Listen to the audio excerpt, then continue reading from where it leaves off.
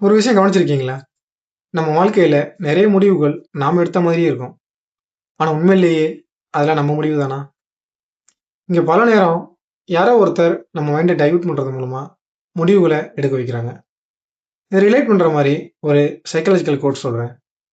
"Until you make the unconscious conscious, it will direct your life and you will call it a fate."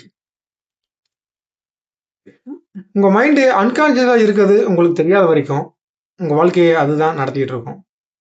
அதுவரைக்கும் உங்க வாழ்க்கையில நடக்கிற எல்லாமே விதின்னு தான் சொல்லுவீங்க. உங்க ஃபோன் எடுக்குறீங்க. அதுல ஒரு நோட்டிஃபிகேஷன் வருது. அதுல ஒரு ரீல்ஸ் வருது. நீங்க ஜஸ்ட் பார்த்துக்கிட்டு தான் இருக்கேன்னு நெனைப்பீங்க. ஆக்சுவலா அது உங்கள புடிச்சு வச்சிருக்கு. டிவில மார்க்கெட்டிங் பண்றத பார்த்துருக்கீங்களா?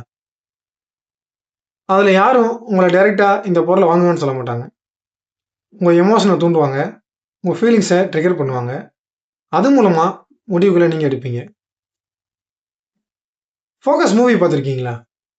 அதுல ஹீரோ அந்த பணக்காரனோட ஆசைய தூண்டி, அவன் மைண்ட டைவர்ட் பண்றது மூலமா, ஹீரோ தன்னோட ட்ராப்ல அந்த பணக்காரன விழ வைப்பாரு. அதுதான் ரியல் மேனிபுலேஷன். உங்கள யாரும் புஷ் பண்ண மாட்டாங்க. ஜஸ்ட் உங்க மைண்ட டைவர்ட் பண்ணுவாங்க.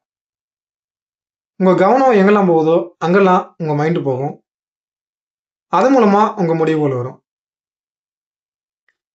அதனால தான் வாழ்க்கையோட முக்கியமான ஸ்கில் என்ன தெரியுமா?